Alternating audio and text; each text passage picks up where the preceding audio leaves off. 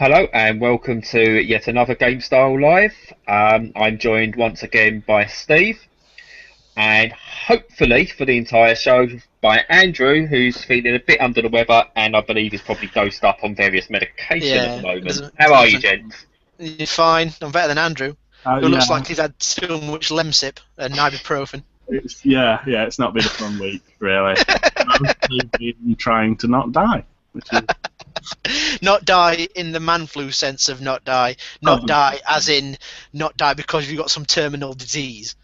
no, that'd be harder to not die. I've been trying to not die, and I've managed it. There we go. Success! Oh, winner am you. Fantastic. And also, I will apologise because at some point within the next 60 minutes, my door's going to go and I do have to get up to answer it because if I don't let my missus in, I'm in trouble. If you'd have been clever about it, you'd have tried to work it so me and Andrew have got something to say and you could have slunk off and nobody would have noticed. But you brought attention to it now, so... No. But to be fair, every week she comes in, she either disturbs the boy and there's talking beside me and I'm getting distracted as they're trying to get my attention. So it looks crap on the video, but it's not like you're busy. Yeah, it's good. Yeah, what? Yeah. I don't even get off with a cup of tea. It's usually something to do with that I've done something wrong. But there you go. Long-term relationships. Yeah, and then it's fine the next morning because why wouldn't it be? Yeah, yeah. I don't trust the ones who are always happy. Anybody that says, "Oh, we've got the perfect relationship," we never argue. You're either lying to yourself, you're lying to each other, or you no. There's just something wrong. One of you just serial killer. They're just biding the time until they've signed everything over, and then you are life insurance claim. Yep, it's the mysterious death. Quick, fucking call Scooby Doo. Video games while we're here. No, why would we want to do that? What do you come here for? We just did talk. You know. Well, okay. Anyone who is listening or watching live, or one of you tonight. Oh no, two of you. Yay. Our audience has literally doubled. It has 50% 100% increase within a few years of life. It's amazing stat. Maths. I can have maths. Anyway, you will know that this is a Kickstarter episode. Unless you want to give us money, we're not doing it because we want money. We're not Kickstartering Gamestyle. Is that even a term? Kickstartering? Kickstartering. Yeah, kickstarting. There we go. Not only we're terrible at maths, we're terrible at grammar. Yep. We're pretty terrible at video games. Andrew's terrible at playing video games because he doesn't play anything. So basically, we suck. Yeah. Stuff. But you're all still here. All two of you. Three of you. It's growing. I've got the stats right here. Oh, excellent. But anyway, we're not going to bore you with how stats work on YouTube and stuff like that because we're going to talk Kickstarter. So we're running out of time. Now, we actually planned this one a little while ago. And what the best thing is, because of a certain individual who we'll get to later, it's kind of been brought into the spotlight again for the bad side of it, somewhat. So we're going to start with the positive side of it. All three of us have backed some Kickstarters, some video game related, some not video game related. Yep. So we'll start off with, I think, Andrew, why he's still with us. And give us something a really good success story from Kickstarter from yourself, Andrew.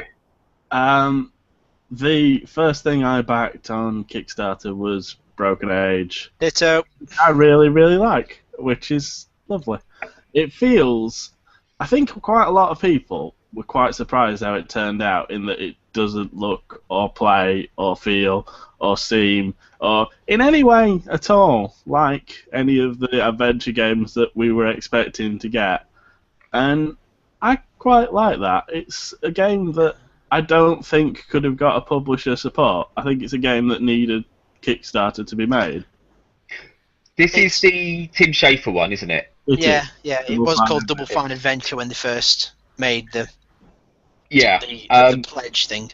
See, I saw it and I was very cynical of that to start with because that was the first big name Kickstarter Yeah, in it was. terms of Yeah. Tim Schafer's doing a Kickstarter. Really? Well, Double Fine have always been an independent because they kind of they released Brutal Legend, which for me at least should have been the best game in the world and wasn't. And they did what? That was a terrible game. It wasn't. Terrible. No, it wasn't terrible. Shut up! It wasn't It terrible. was absolutely awful. No, it wasn't. No, It was misguided and misdirected because everything about it. It's one of the heartbreaking thing about it is that everything about it was great apart from the game. It was great until it got to the tower defense bits. Yeah, the RTS bits were piss. I mean, The rest of it was And the rest of it wasn't good either. yes, Basically, it was. Oh dear God in heaven, you joyless. it was awful. It was an awful game. You've got absolutely no recourse to say anything, so shush. But Awful.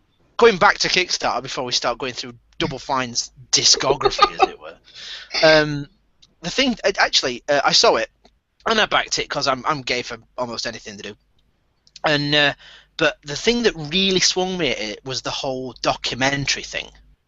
I mean, point and click adventures, they're great and all that, but the fact that they were going to document everything and I got to watch a documentary of them making that game, that really swung me for it.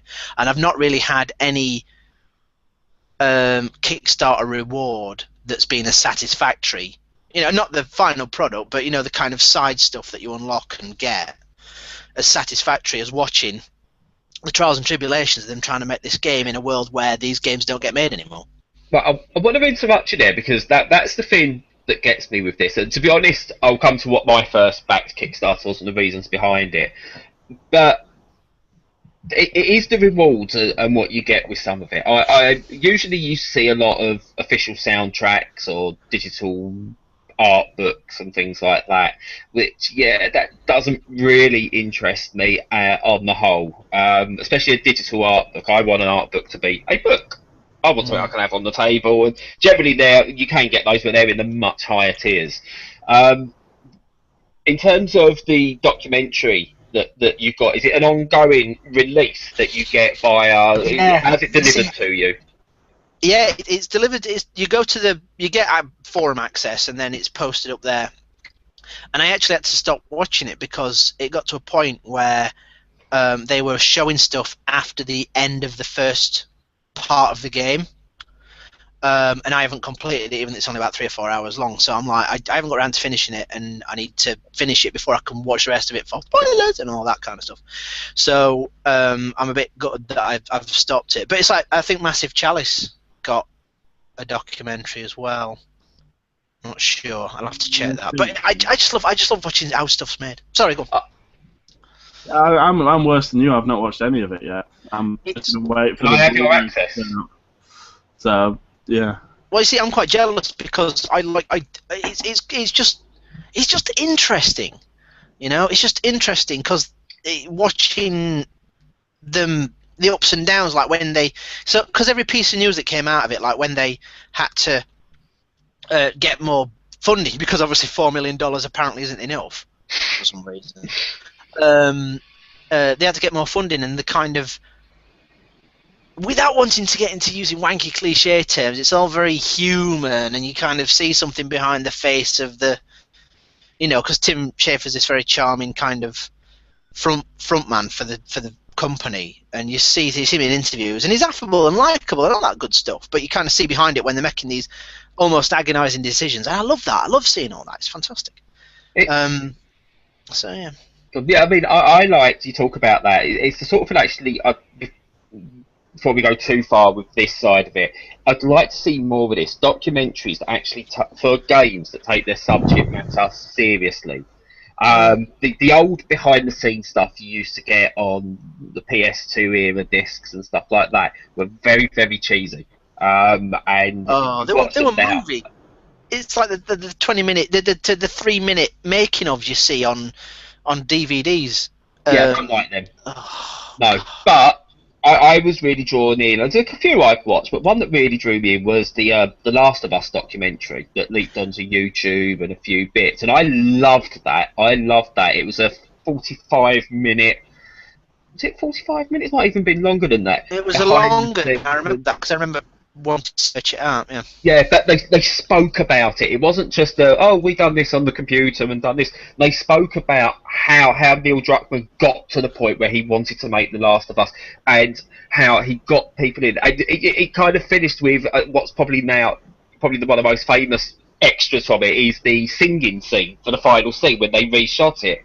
I just see that togetherness that they all had, and you could see elements of how they were at the beginning to then the family they became at the end for the game. Yeah. And I love stuff like that, and if Kickstarter can allow stuff like that to happen, then I'm all for it. But I never got on that, even though it was one I was tempted to do. I never got on it, and I feel bad, and it's my biggest bugbear with Kickstarter is I can't jump on a project after it's finished. I think if it's funded, there should be a window afterwards for other people to jump in. Well, they do fund things through different means. Like the Double Fine Adventure called them Slacker backers, and they did it through PayPal. And I think you could still get some of the tiers. You couldn't get like the T-shirts and stuff like that. Yeah. You might be able to. I don't know. But this is the thing. It's like I've backed a few game Kickstarters.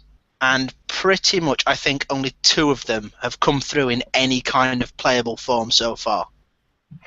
The other one of which is Carmageddon Reincarnation. Which you can read where can you read a preview of that, Steve? You can read a preview in it at www.gamestyle.com. That went up today. But the Double Fine one, the thing is with the Double Fine one, it kind of represented everything that was great about Kickstarter and everything that was terrible about Kickstarter in the first popular, the most successful Kickstarter for video games. Because people got behind it and went, this is great, more point-and-click adventures, but it's from a known name. But you get all this cool stuff, but there's not enough money.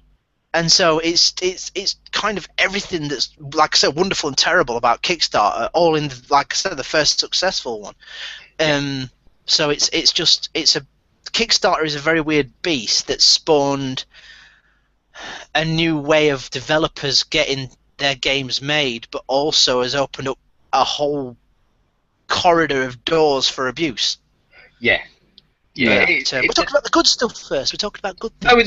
No, we are. But I think with you bringing up Broken Age, I think it almost straight away comes. There's the 2 sides to this as well. So we'll cover the negative side again a bit further. But Andrew, what was your first? No, that was Andrew's first. Andrew? What was yours then, Steve? Sorry, I forgot. Broken Age. Broken Age. Well, there we go. That's the end of the podcast. Thank you. The host actually isn't paying attention when I said ditto. Nice one, Bradley. Oh, Bradley, what was your first Kickstarter? I thought you was just naming Pokemon, in all fairness. Machamp. Yeah. My first one was Amplitude. Really? Yes. Now, the reason I've not really backed any is I've never been a major PC gamer. And there were so many I saw where I wanted to get on board, but the console versions, and I'm not going to say the word, but the console versions were stretch goals. Which then left me with risk. Some of them are quite decent sized games, you know, they're good 3D worlds and you can have something going for. And it was a case of, if I back this and it doesn't make it stretch goal, I can always back out, I do know that. But generally, I've got a terrible memory, as you know from early discussions, Steve. But I don't want to back them. Find it misses its stretch goal, and I'm stuck with a PC copy that I can't play because my PC's not good enough. Now, hopefully that'll be rectified in the future. If you've got anyone listening who wants to give me a PC because mine's broken. But anyway. Nice. Yeah. I might as well, yeah, I don't know. Bill Gates might be watching. Bill Gates is too busy saving the world. Yeah, he's got loads of money. He's got nothing to do anyway. He's got millions. Someone. Not watching. He's not watching. No, he's not watching. He's not watching 3 idiots from the UK talk about Kickstarter. He started in a garage. But anyway, yeah. So I've not bothered with a lot of them. So my first one I went was Amplitude, which was PS4, PS3, straight off the bat. I liked the original game I had on my PS2. I can't remember what it's called because I didn't like it that much that it stuck in my mind. But when it got mentioned, I was like, yeah, I remember that was pretty good. Well, I suffered Amplitude.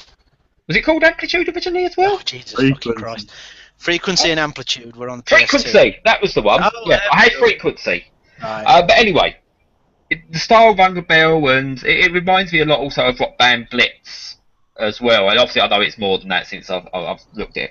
But I suck at rhythm games. So part of me went, this could be fun. I'm going to suck at it, but I remember enjoying Frequency. So I backed it, and I think I backed it to the point where I got a T-shirt as well because the T-shirts look cool. Yeah, the T-shirts were nice actually.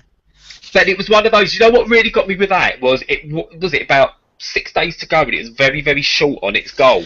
Yeah. Part of me was going, go on, I want them to do it, and it was like going, do I want them? Yeah, I want them to pass, and I kind of got drawn into this whole last big push that the internet was giving it, and I was like, oh, go on, I'll back you. I don't know why, but I'll back you. So yeah, I went in for $40 as soon as it got announced. As soon as it got announced, I'm like, yep, I'm having that because I want to be able to. Because if I want to play Amplitude or Frequency, I'm digging PS2 art, I'm digging 21-inch CRT art because you can't play it on an LCD through a sound system at all, because it just lags to shit. And so there were, and that's the thing. It needed $750,000, I think it were, and it were 100,000 or something short, and it were coming right up to knuckle. And the thing that it sounds really mean because it sounds like I wanted it to fail, but it wouldn't have succeeded had Harmonix not had all their industry friends pushing it on their Twitter accounts and Facebooks and God knows like that. And it's like, I think I'm more angry at the fact that there weren't enough people that wanted to back it for it to get made, because we go on about, we're sick of Shooty Man's 36 and incremental sport update 25, and it's like, well, why don't you back the people? Oh, but they've got a publisher. No, they don't. They were with EA and they're not anymore, so they're now an independent. So it's kind of like they've had these past successes, but of course, if they've got no publisher to back them, I mean, Sony went, you can use the name, we ain't funding it. Yeah. And it's like, I don't know, but it's like 800. They did a Q&A, and they asked on the Twitter account. It said, what do you need to know? And out of this Q&A came that 850 wasn't the total they needed. It was the total it was the shortfall they needed to be able to make it, and they wouldn't be able to license any of the tracks from Amplitude or Frequency on the PS2 because it costs too much. It costs a ridiculous amount of money. But they've got loads of bands because they're all, they're all from bands and stuff like that themselves. So Freeze Pop's in it and stuff like that, which I'm well happy with because Freeze Pop are great and all that good stuff. So it's another kind of indication that Kickstarter can be a force for good, but it's also got a seam of kind of, I don't know, disappointment. Yeah, I think I can't think of a word.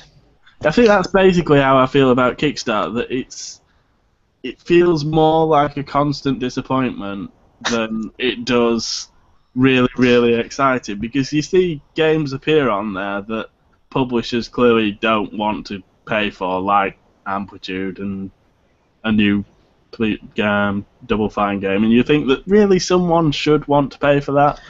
And that's the thing, yeah. And then there's the other side of it as well, that whenever there's anything genuinely new on there, it very rarely makes enough money to be impressive. I mean, Double Fine get a vast amount of money, and then things like Drift Stage have got scrabbling to get 20 grand. Yeah. That's kind of, I mean, you look at it. The thing is about Kickstarter, and the way we were going to talk about this is that we can go, Kickstarter's great and it allows small developers to do this and and there's all these good things. But the thing is, it's now become this beast that unless you've got a name attached to it or you have amazing promotional skills and friends to push your product, for want of a better description, your project, it's just going to languish. There's two at the minute. There's two really nice looking ones, and this also throws up another problem with Kickstarter. Which I think is the biggest problem. So you got two. Star Mazer, I think, is one of them, and what was the other one? I can't bloody remember it. I linked them the other day. It was Star Mazer. What? Sorry. Strafe. Yes, Strafe. So you've got two retro-ish looking games, Star Mazer, which is some kind of point-and-click shooter, which I'm not entirely sure how that works, and also something that looks like Quake 1. These two are aimed at people who have a disposable income, and you can play a demo of Strafe because I think they got a bit panicky and put it out, and they've said it's broken. We know it's broken, but we need to see people see what it's doing, what you do on it, and I played it, and it's a run and gun shooter, and it's like Quake and all those good 3D engine games, but they're both short of their totals. And the problem with it is that you can't. For a start, they end about the same time. I can't afford to back them both, even at the basic level of like $15 or whatever. No, I can't. Exactly. And secondly, it's just. Oh, I had a fucking point, for fuck's sake. God. Why'd you let me go off on a tangent, you cunts? Oh, I had a point. There was a big thing. There was a big build up to this, and I'm fucking blowing it now. Jesus. The problem with Kickstarter. What is the problem with Kickstarter? There is a big problem with Kickstarter. This is it. This is it. I've got it. Found it. It's alright. It's there. The problem with Kickstarter is that you are being asked to front up money for something that you don't have for at least a good 8 months to a year, if you're lucky. If you're lucky, it's not like board games. Now, if you're going into mini games, that's a whole different kettle of fish. But if you're going into board games, chances are you will have a product in your hand in 6 to 9 months. As long as it's not got minis. If it's got minis, you've shagged it. Some of them, Relic Nights went like 2.5 years of its production thingy.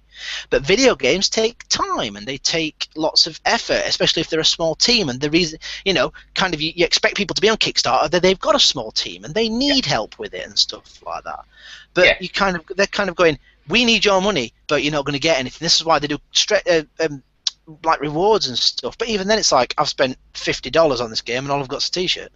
Well, there's this. I mean, one I've backed. You mentioned the difference between board games and video games with it, and I've backed. There's two with cats I want to back. I've only been able to back one of them. I've backed Exploding Kittens, which is a card game, and I get that if it all goes to plan by July this year. And it's just like, well, yeah, I'll gladly back that, because I know I'm going to see something for it fairly soon.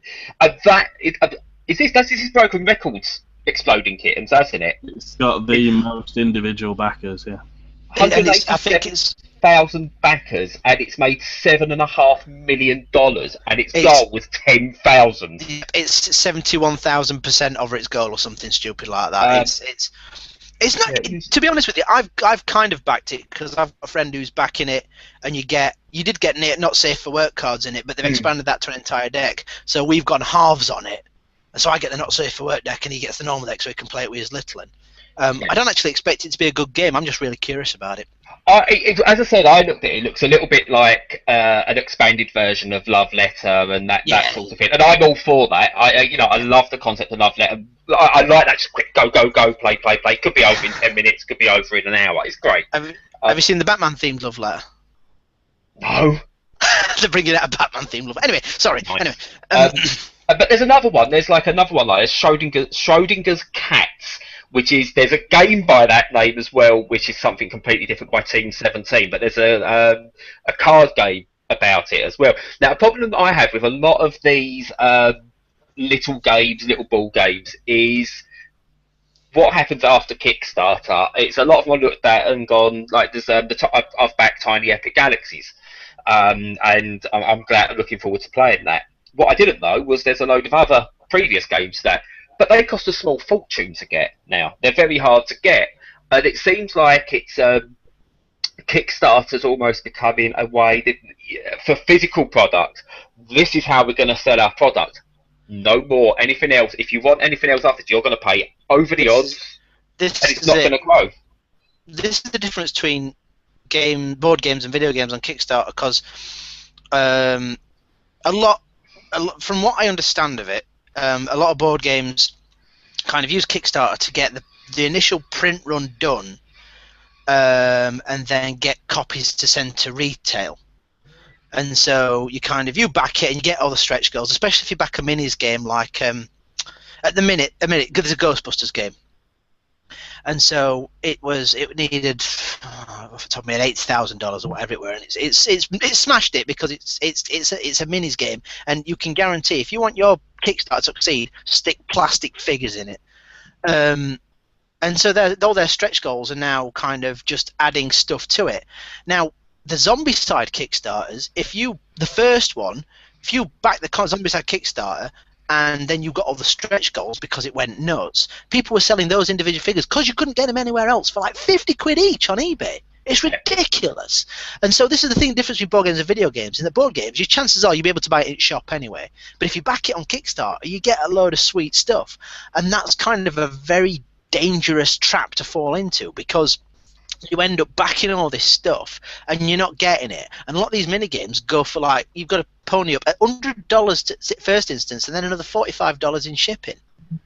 So it's all swings around. That's put me off for the board gaming stuff. I've never actually done anything for that. It's just paying tax on stuff on top of the thing, an extra hidden fee. I don't appreciate really. So that's, This is it. I mean, I've backed more board games than video games. I mean, I backed video games wise. I've backed Broken Age, Carmageddon, Republic. For some reason or other, I have honestly no idea why. Because I'm still waiting on that. Is that the French spied CCTV thing? It's been out on iOS for ages, but it's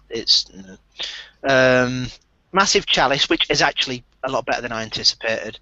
An Amplitude, which was supposed to be March, but obviously it's gone back. But Harmonix get a pass from me. Oh, and Drift Stage, because Drift Stage looks great, and people who think it don't look great are fucking idiots. It does. One time for me. Again, I'm having to wait for that now, and just... Well, wait till next year on Vita, be fine. I didn't mention that. I didn't mention that. That's Steve's fault. Shut up. So you kind of get the other side, and I mean, I was looking through the really successful Kickstarter video game Kickstarters, and things like Mighty Number 9, which got $4 million, and they had to go and get more money through a similar way at Double Fine. I'm sure they did. What else was there? I mean, we're gonna have to talk about it sooner. But like the Yogs Cast one, which went spectacularly tits up. Yes. That went so wrong. And it's like, so if you've got, I mean, they go right. I mean, like did Elite Dangerous get kickstarted? I think it did, didn't it? Yeah, I almost backed it and then didn't, and I've regretted it since. Yeah, I'm going to say you're regretting it now. An actual game appeared at the end of it, which I really didn't expect to happen. I was like, now look at these people. They're putting money into that like they put money into that other one, which we weren't mentioning yet. And they're going to lose their money, and it's actually come out, and it's really, really cool. No, it's the risk that people take, and there's been so many games that have fallen by the wayside. I did look them up this morning, and I didn't write any down because there's fucking loads. There's loads that met their goal, and people haven't got anything out of it. No, but that's the thing with Kickstarter, and I think there's two perceptions that people have. It's people who use it and get that you're putting money into something that is a risk. It is a complete and utter risk. You may not get something out of it. You're investing. Yeah. There's other people who understand they've heard of Kickstarter and they know it's some kind of investment tool. And I said to someone about something I kickstarted, and they went, "Oh, what percentage do you get back?" And I was like, "Nothing. I'll get a product at the end of it. Oh, what, guaranteed? Maybe." And they get the concept like, well, if you're investing in this, why aren't you getting something out of it? And I was like, well, no, I am getting the game. But if this game goes on to become really, really popular and earns the people tens of millions of pounds, you get a £10 game out of it, maybe? And it's like, yeah, and I'm probably taking more risk because if I invest, I'm putting in more risk to get possibly less. Whereas if I invest properly, I could pull out of that at some point or sell on my shares, and maybe there's less risk to that. And it's kind of weird. I think a lot of people are scared of Kickstarter still. I don't think still is part of it. I think they were scared of Kickstarter, and a lot of people's fears have been, founded. They've been made real, and it's the you see, I don't see it as an investment.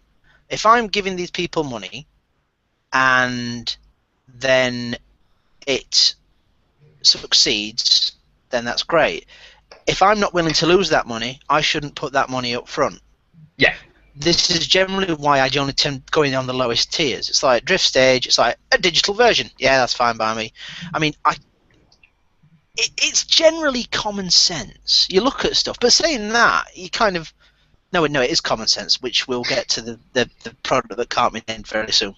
And so it's common sense. You look at something, and a lot of stuff have got pedigree, if you will. They've got people behind it that they've known, or they've got a demo up, like Drift Stage. Drift Stage had a demo. It was a bit wonky on the end, but I tell you what, I played that single circuit. I'm going, I can shave seconds off this time. I can do this, and I'm thinking, yeah. I mean, to be honest with you, I wish I almost backed it for soundtrack as well, but I know for a fact that that'll be available on Bandcamp, and I'll just buy it from there in future.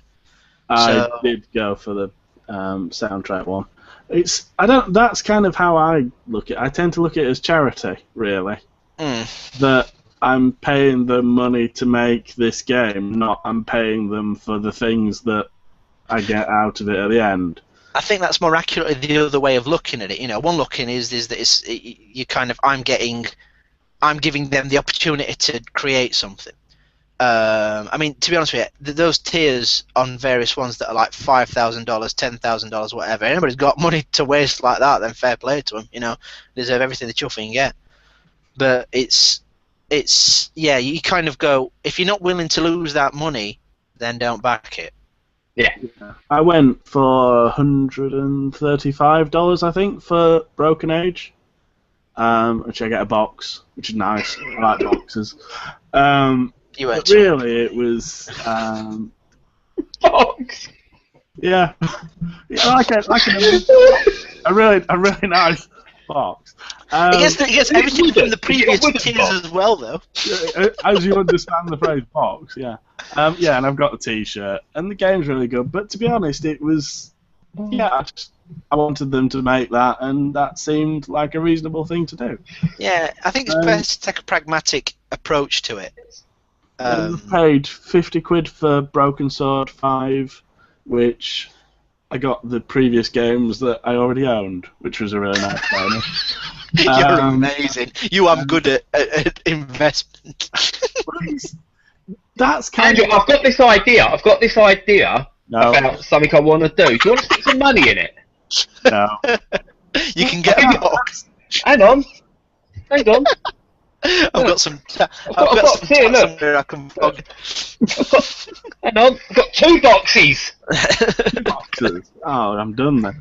No, it's really what Kickstarter reminds me of. You know when you're watching Dragon's Den, or when you used to watch Dragon's Den when it was quite entertaining to watch several years ago.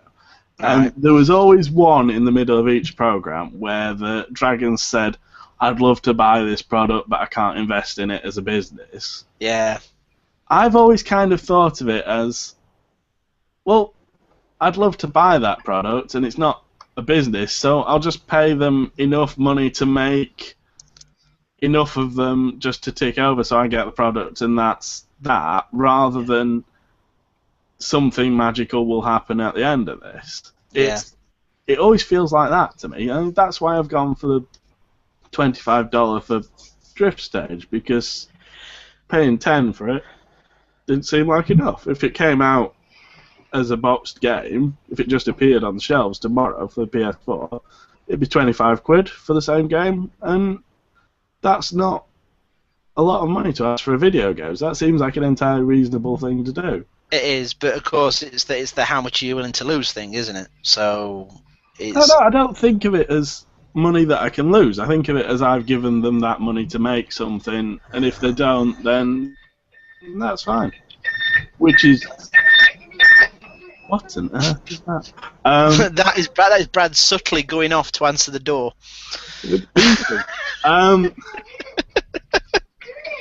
No, I bursting it over. She should just kick it in. Great. I've been really selective with the stuff I've backed for that reason. That it's stuff that The only thing I've backed that's like an actual product that I wanted the actual product out of was a camera lens, which was ridiculously expensive. And that turned up and fine. It was lovely, and it's by Lomography, so it was always going to be trusted. And I've backed a photo book as well, which is always going to get made as well. But the games I've backed have been just ones that I want to exist. I mean, when I was going through, when we were looking through preparing for this, and actual preparation, I bumped into a game called Judo, which looks absolutely lovely. It's, as described to Bradley, it was, it's basically International Karate Plus, but it's Judo. It's international just judo. for copyright claims, really. That probably is. And it's it looks great. And they've gone to effort, and they've made a PDF manual, and it's got a page for notes in the manual.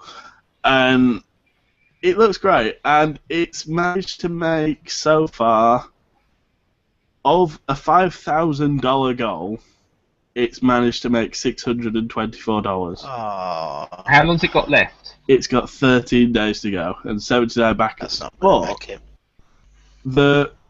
And they've done an update about it, saying, basically, we're still going to make it, but it's a shame that we've not got the money, because we could have used that for Tell you what. development. And it's really... What's it called? Judo. Just called Judo. And they've made the goals entirely reasonable. To get with a manual, it's $10, and just the game it's $5, which is, what more can you want from a Kickstarter than the game looks fun and it's only $5, and it's still not making its money, which is mildly horrible, to be honest. And that's kind of what I mean about the constant disappointment of Kickstarter. It turns out that we, as a community of games peoples, don't want that to exist enough for $5,000. There we go. I've got next to no money, but it's just add another $5 to it. And we urge anyone listening to this to go and do the same, because it does look fantastic. It's all about, how much money people have got and exposure, and when people see it and stuff, you can't. It's in a consumerist way. You can't save everybody. No. It's just one of them things. What I would say, Andrew, to be fair, aside from you found it on Kickstarter as you was looking through, how else have you heard about it? I'm pretty sure I have, actually, because it was at one of the PAX things, and I'm pretty sure someone famous played it. I say famous, I mean like internet famous. But that's not much. That's very low key. This Laboratory Games are making it, and all they've done on Twitter pretty much is just retweet a few people who have kickstarted it. They need to get into forums. They need to get people talking about it. I would say the reason it's not doing as well as it possibly could is quite possibly their fault. Only reason I know about it is because you told me. It's true. I've just backed it for $5 and all. So, yeah. We would do their job for them. I'll put a couple of tweets out. I'll do something on Facebook, and I'm just gonna tell people now. Your Gamestyle product. Back it. How pragmatic of us. Yes. This is like the Evening Standard. We've launched the Gamestyle campaign. Read the update that they've put on, because that says all the stuff that they've done, and it's not worked. But now they've got Gamestyle on side, that'll be fine. Yes. The big juggernaut freight train, unstoppable Gamestyle. They can have 8 extra backers. That's $40 they could get. Yeah, they've just got 3 extra backers from us. $15, yeah. They'd only had 78 before that, so we are a quite significant percentage. We are more than 3% of the backers. But I mean, it kind of ties into the whole early access thing as well. But the early access thing is somehow more insidious than Kickstarter. It's just it's got the same kind of problems, really. It's the trouble with early access is that it goes massively in two directions. That if a game appears on early access, well, three directions. Game appears on early access, it's either pretty much finished and it's going to launch in a couple of months, and they've just put it on there just to get basically free money that they don't actually need any of. It's just we'll get some people to check our beta version. Yeah. Then the other two are the ones that are impossible to tell apart. There's Dex that I did the preview of the other day. Is that gone up? Is that on the site? Maybe. Theoretically, there's a Dex preview. I can feel mutiny coming on because you are not doing your job very well at all today, mate. It's there in my folder. I can't remember if it went up today or whether it's one that I've got going up on Friday. Karma went up. We're not talking about this. Anyway, yeah, anyway, Dex. Anyway, Dex is clearly a game that the people who were making it wanted to exist, and they've clearly spent an absolute age on various bits of it. As I've said in that preview, which you might have all read or you might not have read, there's a pigeon in it that's just a ridiculously graphically impressive 2D pigeon. It's as good a pigeon as I've seen in the history of gaming. And by this game, it's got a 2D pigeon. It's an amazing pigeon. Sorry, I've just looked at that. That looks gorgeous. I haven't seen it. I've not seen this. Pigeon. Where is it? I want to see this pigeon. I'm not seeing the pigeon. I'm looking at the fucking. Go on, sorry. Yeah. Oh, the game. And you can tell. I mean, just from the way you have just looked at it now, it's gorgeous. It's clearly something that they've put onto early access to get a bit more money to pay for the fact that they've spent so long drawing pigeons, and that's brilliant. That's what early access should be. It's games that we're making from love that we just need a bit of extra money to be able to do what we want for. And then the other side of it, yeah, it's good. I've said it's good. We don't believe you because you're a curmudgeon. When I say something's good, it's genuinely good because it happens very rarely. And then the other side of early access is games that they're not that interested in themselves, that they know that they're not going to finish, and so they've put it onto early access, and that's probably as far as it's going to get. It's a deeply that's deeply cynical, isn't it? It's the whole thing of let's put it on there. If we get money, we might be asked to finish it, but we'll just get a quick buck, aren't it? Yeah. Which is I don't. This is going to sound wrong. I don't blame them to a degree when there's some absolute idiots who will just want to be in at the ground floor and go, I saw this game before everyone else got to do it. If you're going to be that stupid to just dive in blindly to something and give them money, then I don't blame some people for going, go on then. It's no different. It's no different. Alright, then somebody puts a Kickstarter on that's a blatant scam. Where does that fall? To be honest, they put it on early access. It's not different. It's exactly the same bloody thing. It's the same thing. It's not wrong, but you could see a working product on early access. Someone can go into Kickstarter with a concept, and if you like the sound of that concept, you can back it. If you back a concept without any proof of anything, like a video, again, you are an idiot. But I've not done that. You know, I've been very selective over what I've backed. It's like I did have a couple actually. I've not heard of any of these, which kind of is quite telling. But the one I did write was this week. There was a game called Stomping Land, the dinosaur game on PC, which is basically they've stopped working on it, but you can still buy it for 19 quid. So it's like, was that? Oh, Towns. Yeah. That was another one that was a complete early access disaster. The other one that kind of gets my goat is the Sony DayZ clone. Is it H1Z1? H1Z1, yeah. Yeah. Well, that's going to be a free-to-play game that you can pay 15 quid for to play a minute. Yeah, I don't get that at all. What? Eh? Yeah. Fucking it seriously. Good, to be honest. No, it don't. No. It's pretty bad. But yeah, the trouble with early access is you can't tell when they put them on what their motivation for putting them on is. No. With Kickstarter, they've all got roughly the same motivation of, we've had this idea for a game, this is how we're going to do it, please give us money and we can. And after that, it gets blurry. But early access, there can be people who are putting on source code of a game that they've made that is never going to go any further because they've got a real job or something. Yeah. And that's the problem with early access. It's working out which ones are beautiful, lovely, wonderful things that have had love poured into them, and which ones are just awful, cynical, cash-in type things. I mean, take Besiege, for instance, which I've been playing this week in between dying.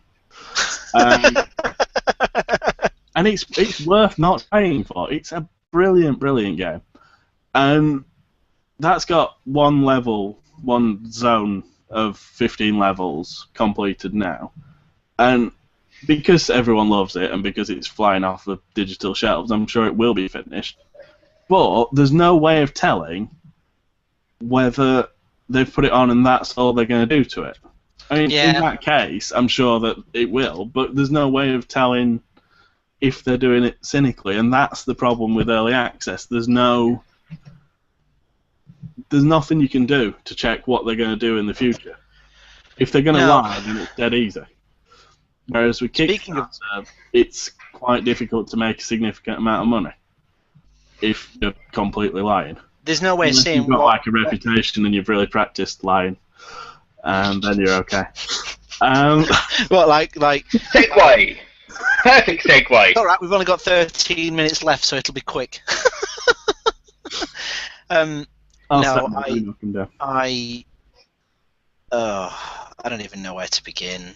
You see, I don't know. It's just, it is everything that's wrong with Kickstarter, and it's been, to be honest with you, the whole goddess thing has been raked over the coals. Talking about, Which is what we're talking about. We are now talking about Peter Molyneux. They're going to say we tried to put it off, but yeah, we're talking about Peter Molyneux, and I still think that you tricked me into thinking he was the buffoonish uncle figure.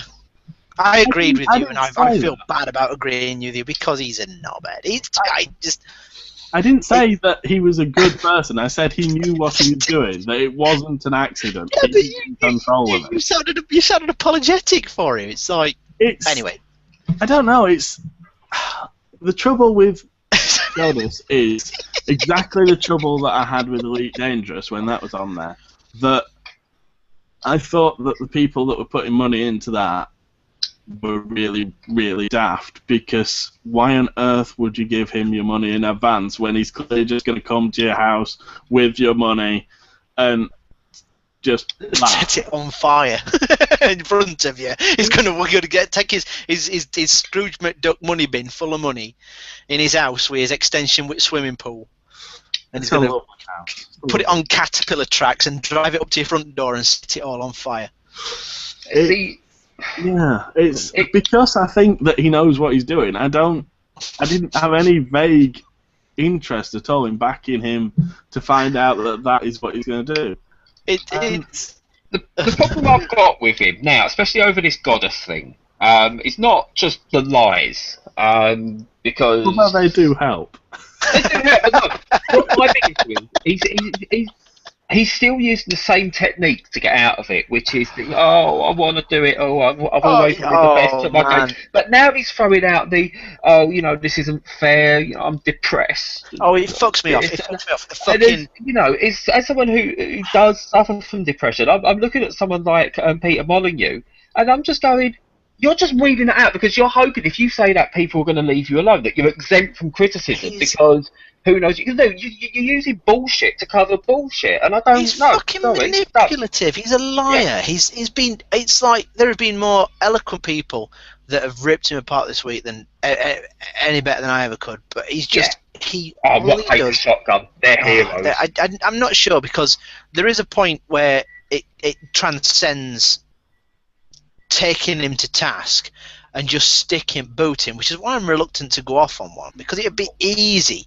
It would be so easy. But it's like, the thing is, it's like this man has built his career on not delivering. He has built everything that he's done on promises that he cannot fucking keep. He's just a lying, manipulative, shallow, fucking useless human being that has used many other more talented people to achieve his ends, and it's just. Yeah. See, and it.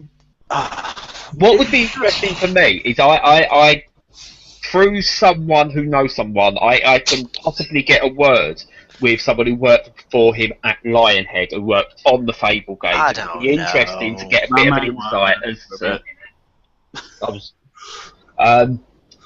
but the thing is, the reason Rock Paper Shotgun, the reason their interview was as brutal as it was because he's been mollycoddled for so goddamn long. It's not been given a free ride, but he's paid. You know, he's been turning up to the ride on the same ticket for many years, and it's essentially basically going, look, I'm allowed on. It's a day pass. Just don't look at the date. Don't look at the date on my day pass. I'm still getting on. And Rock Paper Shotgun, an equivalent of the bus driver who knows it's going on. I just told him to fuck off. Do one. And the opening question is, so, why are you a pathological liar? That is the best opening question I've heard. I'm still not sure whether that was the right thing to open with, because it takes... Justified. The thing is, well, it is justified, but it still, for some people, puts sympathy on Molyneux. Because it's a harsh opening question, and it's like, maybe you should have got that a bit later on instead of just trying to trip it, because you can't trip him up, because he'll pull the boo fucking who sob story like he did. Yeah, but exactly. You asked that question halfway into that interview, and he's already, you know, he's fluffed it all up, and he's getting ready to go, and he's got his shields up, and he's gone, right. That question comes at him, and he'll go, but you clearly, you know, I've been putting the effort. You open with that question, he's had nothing he can do before that to try and fend it off and make it seem like a really bastard question. So open with it, brilliant, absolutely brilliant. No, that's not the problem with it at all. It doesn't matter if they open with it or not. What I was saying last time is that he always knows what he's doing and he gets away with it.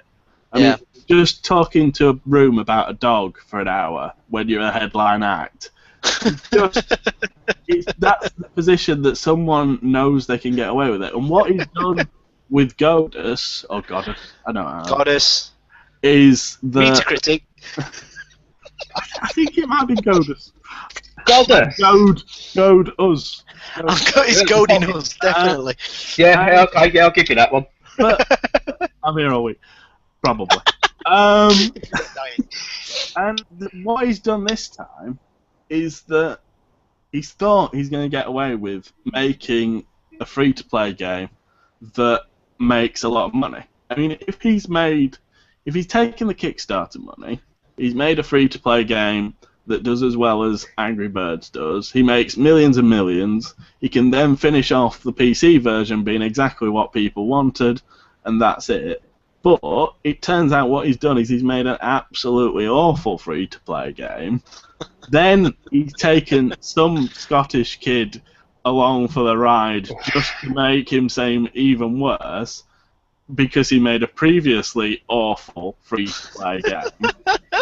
And he thought that he was going to get away with it. And that's the problem at this time, is that there is a clear exit strategy for what he's done.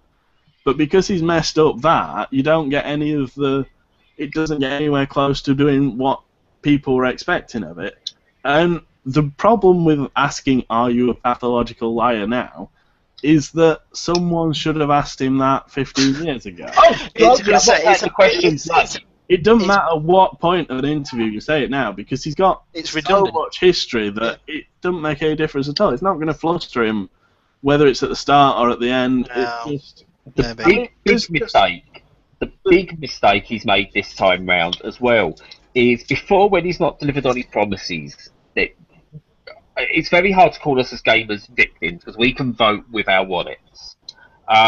What he's done with this young lad who he promised the world to, essentially, he's created a real life victim, a single individual victim, who, as a young lad, you know, you wouldn't be blamed for thinking, well, here we go, you know, I'm about to be given possibly riches beyond my wildest dreams. If you know this game does it, it's Peter Molyneux. His games sell well. I'm going to get some funding out. I'm going to have a say in what this is. This could be my entry point into this business.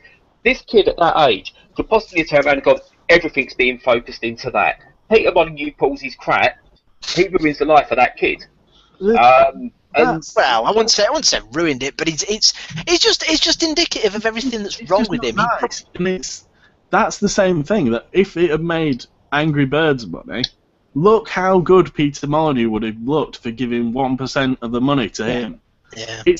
Peter Molyneux is the most lovely person on the planet, because he's just given like $1 million to that kid because the game's been so ridiculously but it's not going to be so ridiculously successful because it's just clicking flat land until it's flatter, and that's not a game. See, this is it. When the company goes under through to massive debts, is that kid still liable for 1% of that as well? I doubt it. It's probably Peter Molyneux's got it in there somewhere. He'll be the fool guy. God. What I love about that whole thing with the will make you a god is that between the story breaking, as this kid coming out and saying, well, they haven't actually been in touch with me apart from when I've bugged them for emails, and in the space of about 2 days, Devolver came along and got, is it Roll 7? Yeah, Roll 7 to put him in their new game.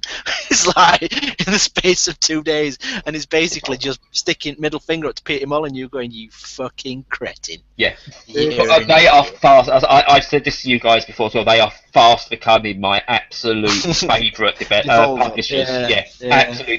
They do it in the right way. They put dances on games and they're a very, very good developer. They've put out a bit of rubbish, but they're on a run of form now. They give people a chance. That's what they do.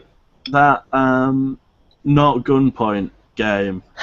Ronin.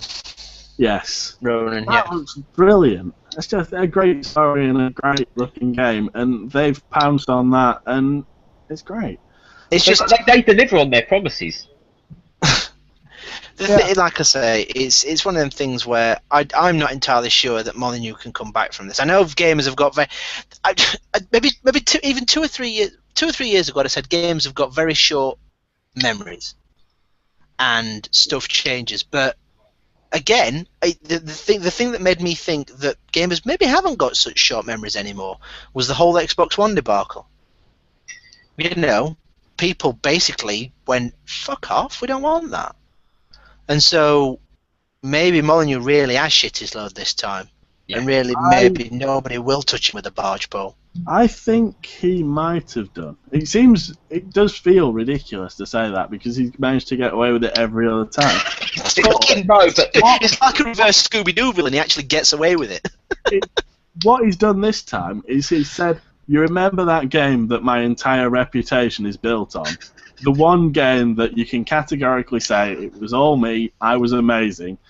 That's what he's used to sell this time. Yeah. And he's got nothing left. If he'd used his second best game, then everyone would have been like, when he used his best one. But he's going to have to come back now and say, "Oh, Magic Carpet, you remember that one on Neighbours?"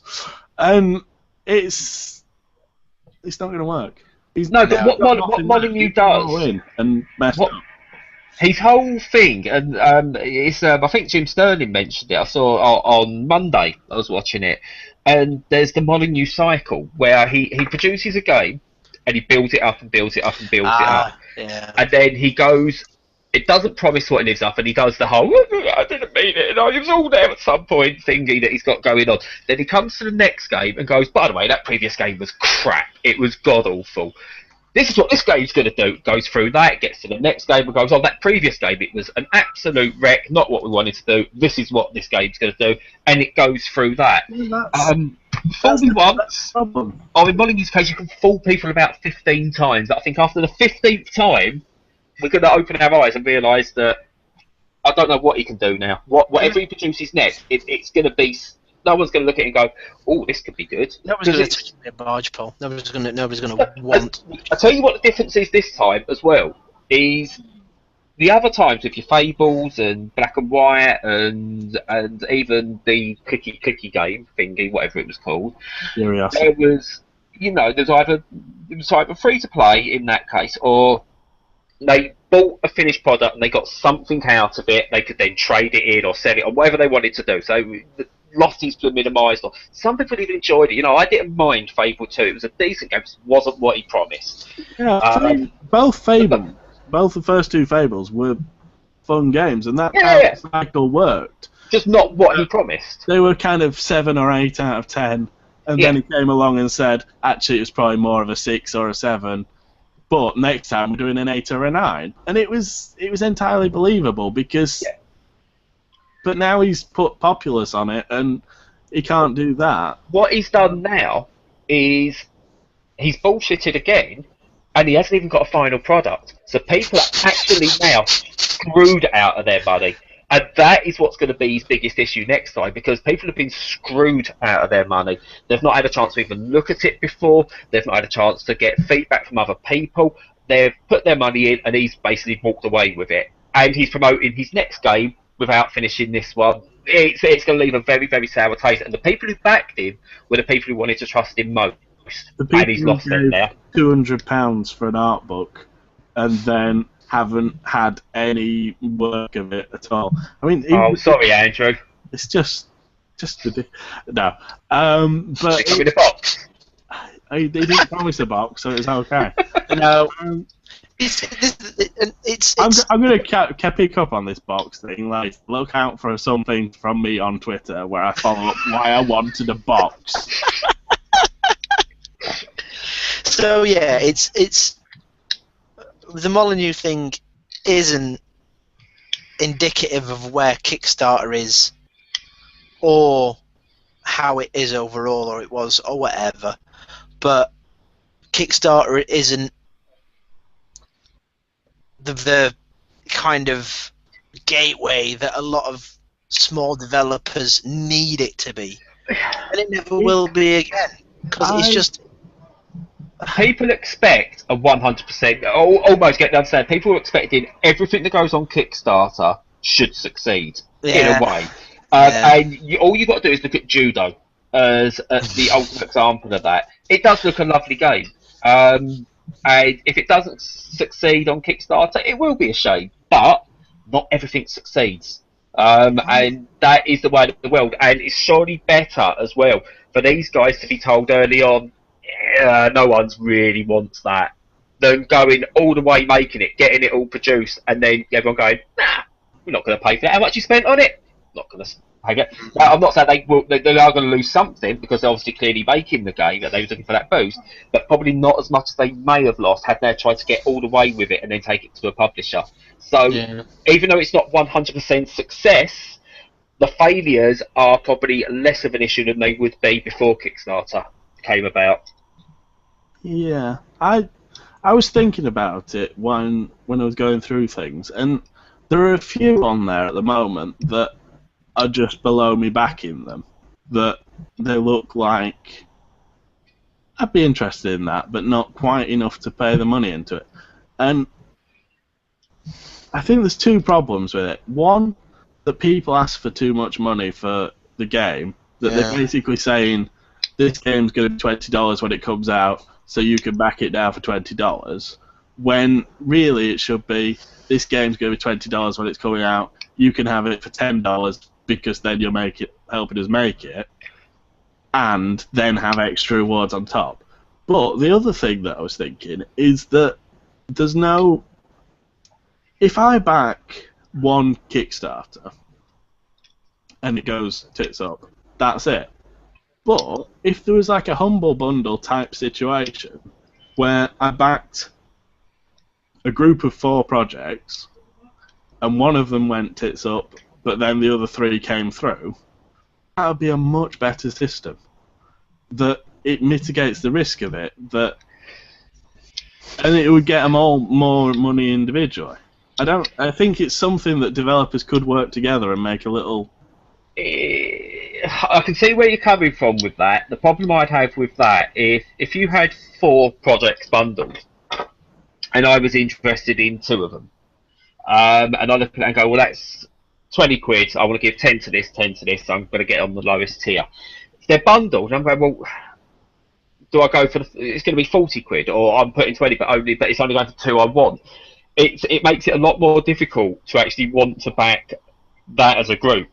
It could still be individual projects as well. Say it's 30 quid for 4 games, they're a tenner each. So you put that in, and then if you want to get a box for one of them, then you give an extra 20 quid directly to that specific project.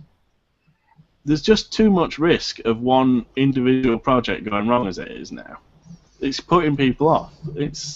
We need to make it easier for people to back things, because there's so much stuff on there that, I mean, I was looking through and there were some awful ones. There was one that hasn't decided the name of the game yet, and they're asking for $55,000, and they've. I'm not going to give the name of it, partly because there isn't one. There isn't one, but I don't want to be mean to them. But there is a lot of that ridiculous levels of ambition in it, and for the record, they do know which mini games go between which levels. Level 3 and 4 has got a lot of difference between it. I'll come back in now. And there's a lot like that, but the ones that are kind of above that, like Judo and Three Monkeys and Star Mazer, they all look like something I could back, but the only one I've actually backed is Judo, because that's a price that I don't care about losing. So we'll wrap up in a second, gents, but I've backed Three Monkeys purely, and I think for me it's the riskiest one that I've backed, and I've only backed it for, I think it's $7, I think it came in at, because I'm intrigued by that. It's actually a very intriguing idea, and I want to see them make it. Most of the others I think have been safe, that they've pretty much already been funded, and they look like they're going to come out because they've got some kind of history to them. I mean, the Exploding Kittens, if that doesn't come out, then Christ, that is the best con in the history of the world. I'm gonna say they've made. They'll make a movie about that. Thing is, they could have used the extra money on top of that to fund that Tesla museum that the Oatmeal guy's been going on about. Tell you what, Andrew, what you do, you reach the Exploding Kittens guys and go, do us a favour, fund Judo. Well, technically they haven't got any money yet, though. If we've got an interview forthcoming with the people behind Roundabout, the woman that plays the driver in Roundabout now works for Oatmeal. So we've got a direct line to do that. Fair enough. No, Three Monkeys looks fantastic. Sounds fantastic. Sorry, doesn't look fantastic. Sounds fantastic. We will put together a bunch of links for everything that we've mentioned on this to go with the podcast on the site and on the. Yeah, definitely. Because we're super pro. We are professional now. We've got a project. But yeah, Three Monkeys, an audio-only open-world adventure. For me, I want that to be made just because it's intriguing. I still can't get my head around how that's actually going to work. So fair play to them. I don't even know how. Have they succeeded yet, or? No, they're well shot. No, they're incredibly short. Yeah. Really? Yeah. Strafe succeeded. I just had a quick look at that. Strafe succeeded. Star Mazer is up to like 94% with 68 hours left. Yeah, Star Mazer should be fine, but I can't see Three Monkeys managing it. That's how long. But once we've got Judo backed, we'll then move on. We'll work on Three Monkeys, absolutely. Brilliant. I've just got to point out 2 comments we've just had on the actual YouTube channel is absolutely brilliant. Someone mentioning the pathological liar question to Peter Molyneux, and it's just, but are you a pathological liar? Yes. To which someone's just responded, it's Jonathan, one of our own writers, has put, surely the answer to that is no. That is brilliant. 2 Molyneux, one who tells the truth, one who doesn't, and then we'll just say, what would the other say? Can you imagine if they make a program like Lost, and the 2 guys, the white guy Jacob and the other guy, are just basically Molyneux A and Molyneux B.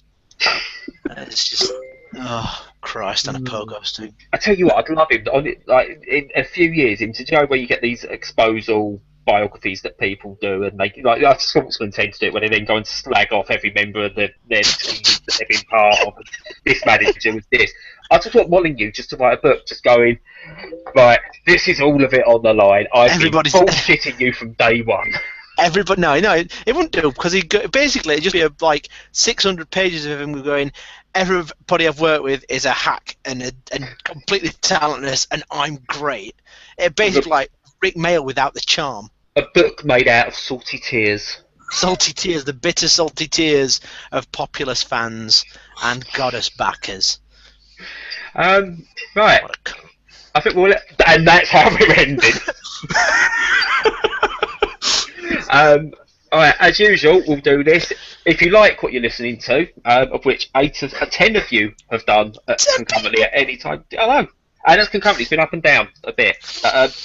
If 5 you do people like missing us, I imagine, going away and then coming back. Yes. I miss them so much. I want to listen to two northern southern rambling coherent. Yes. If you do like us, who died? Yeah. Oh no. The only reason they're tuning in. He's got a steel rod propped up his back to keep him from keeling over. Weekend at Bernie's going on now. Get some more ibuprofen down his neck, quick. Right. I've done well this tonight. I've not mentioned the machine that should not be mentioned, so I'm going to stay like that. Steve did. People are going to be disappointed with their Gamestyle bingo cards. They're going to be relatively unfilled, which is a bit sad. Yeah, I know. But anyway, if you like what you're listening to, and we hope you do, then please subscribe to us on iTunes. Just search for Gamestyle Live on iTunes and you'll find us. And as a bonus, if you back us... I even got my little pun at the end here. And if you back us at the higher tier, you also get dog tunes. For the higher tier, on iTunes. No dollars. Yeah. higher tier. That's we're the best Absolutely Kickstarter. nothing except clicking on a button. Hear that, Molyneux? You don't have to pay anything for this quality. Nothing. We make no promises. But yeah, back us on iTunes. Just search for us. You get Dog Tunes as part of that. Look for us on Facebook at Gamestyle, Facebook.com Gamestyle, Twitter at Gamestyle. We're on SoundCloud if you search for us. Instagram, Twitch, all of that, and the website www.gamestyle.com. And we have pretty much been hitting content every single day since New Year. We hope to do that. Coming up? Reviews, lots of reviews. Yes, it is getting back to season of gaming now that the lull has been and gone. We definitely have reviews for Ironclad Tactics. We promised you that last week. I'm working on it. I know, it's alright. I know you're busy, and we'll explain why we're not here next week as well. But yeah, we've got Ironclad Tactics, we've got The Order 1886. Yeah, that's the right year. We've got Dying Light at some point, probably a couple of weeks away from that. It will probably be the end of next week. Yeah, there's a few reviews that will be up on the site. We get it. We've got Roundabout, which just looks absolutely fantastic. We've got Pillar review. We've done an interview with the developer for that, which apparently I wasn't harsh enough on. I didn't Molyneux him at the start. You say, so we don't know you, but why are you a pathological liar? Let's just open all our interviews. Are you a pathological liar? Yes, no, and then we can work out the rest. We'll just get it out of the way. We'll just get it out of the way. And Schrodinger's question. What? Yeah, we don't have to pathological liar until we ask or check. But anyway. And the other one I'm really looking forward to writing, I'm going to have a Let's Play of this as well, is the card game Hand of Fate, which is a deck building RPG game that has Batman fighting mechanics in it. Cool. Yeah, I saw that, yeah. But we'll have content that isn't just PC. We'll have console content. But we've got The Order and we've got Dying Light and all that good stuff. Yeah, so, we've got tomorrow. But yeah, we've got stuff. We just got stuff. That's what we do. We're not here next week. We've got stuff. We're not here next week. We're putting out content except for next Wednesday when we're going to have a week off Yeah. because I'm moving house, Steve's which is moving going to house. be great. I can't wait. And Steve's moving house to bring you guys more content because he'll be able to start streaming stuff and Yeah, because I won't doing have the internet peasant fucking internet that crawls along and falls over as soon as you look at it. Sack of thing. shit. Wherever says he is now, he would have had you a Dying Light review by tonight, but he's been downloaded for the last week. Yep, 5 hours and all I got was 25%. Great, marvelous. But yeah. Anyway, But yeah, that's what we've got. We've got lots of stuff coming. We're not here next week, but we'll be back in 2 weeks, barring any major issues. Thanks again for listening, and goodbye. bye.